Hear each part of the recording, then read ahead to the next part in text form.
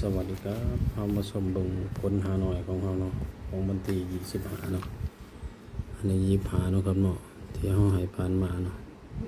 หน่อยพิเศษข้างบนเนาะครับเนาะ68104เอามาไล่เบิ่ง8118นี่เนาะครับเนาะหน่อยพิเศษแล้วก็หน่อยปกติเนาะครับเนาะ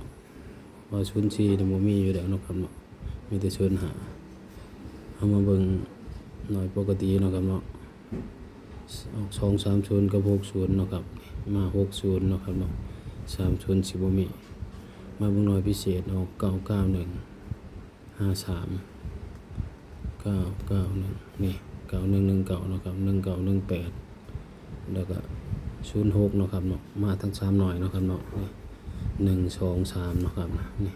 1 2 3นี่เนาะครับเนาะถือว่าเข้าเป้าเนาะครับเนาะแตก3หน่อยมาของวันที่16เนาะครับเนาะ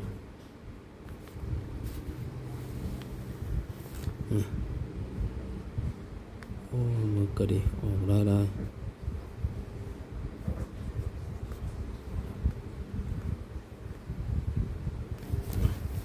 นี่เนาะครับมาตามกันต่ออยู่เนาะกลัวเขาจับสูตรได้เนาะ230เนาะครับ230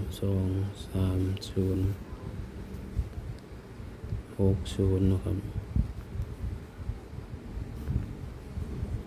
5 4 3 2 2 3 4 5โอ้ชนกันเลยเนาะครับเนาะ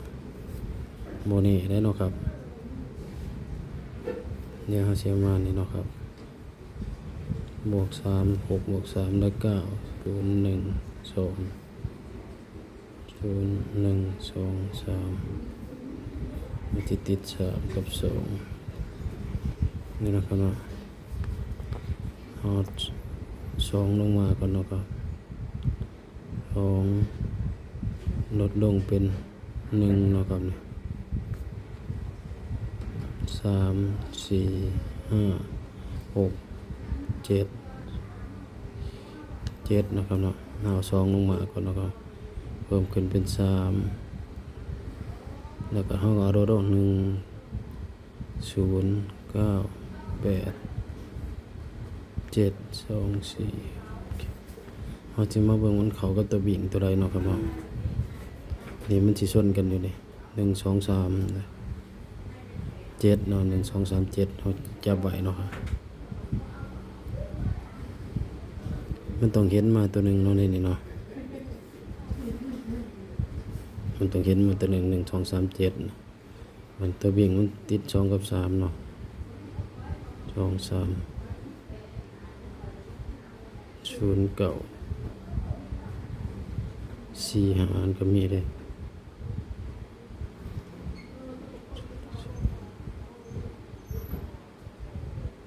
ผมที่ใส่สูตรบนแล้วครับ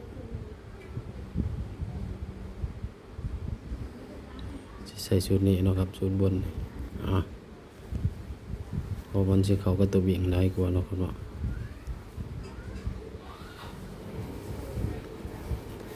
มา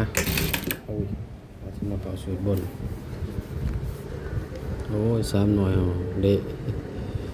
มึกว่าออกแห้งเนาะนี่เนาะ3หน่อยเนาะครับเนาะ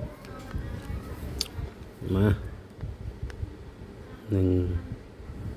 นี่ถ่ายเบิ้ล1 2 3 7นะครับเนาะเบิ้ล1 1 2 2 3 3 7 7นะครับถ่ายเบิ้ล1 2 3 4นะครับเนาะ1 5 1 6 1 7นะครับเนาะ2 3 2 4 2 5 2 6 2 7นะครับเนาะ37ก่อนเนาะ36 35 34 45 46 47 56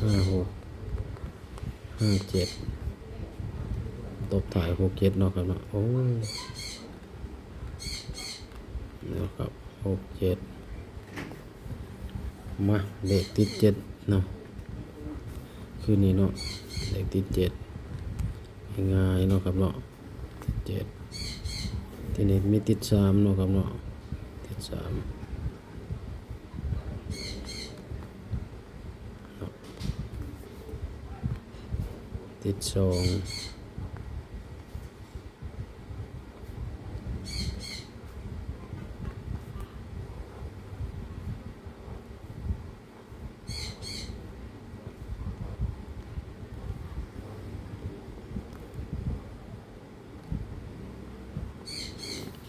นี่เนาะครับเอา2สูตรนี่ส่วนกันเนี่ยบอกสิส่วน1 2 3 7แล้ว3 2 1 7นี่เนาะครับเอามาตัดตัวนี้ต้องมาที่เห็นใน4โตเนาะครับเนาะนี่มันมาติด3กับ2ที่เด่นกับ3 2 2มันต้องมาให้เห็นเนาะครับเนาะใน4โตใน4ตัวเนาะครับเนาะนี่จบของวันที่26เนาะครับเนาะฟังคำเตือนเนาะครับเนาะสูตรมีเขามีดุจถ้าผิดพลาดขอโทษขออภัยเนาะครับเนาะเป็นแค่เพียงแนวทางเนาะครับเนาะ